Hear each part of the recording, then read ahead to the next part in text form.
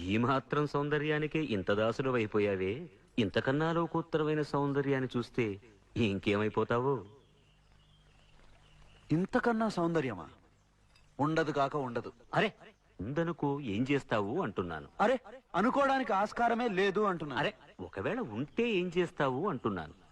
ఇంతకన్నా ఆనందప్రదమై, ఆద్యంత రహితమై, అనంతమై, నా హృదయమంతా నిండి నన్ను తనలో నింపుకునే సౌందర్యమై ఉంటే అరే ఉండదయ్యా స్వామి. అరే ఉంటే ఏం చేస్తావయ్యా? ఆ సౌందర్యానికే దాసోహం అంటాను. అయితేరా చూపిస్తాను. పద చూస్తాను.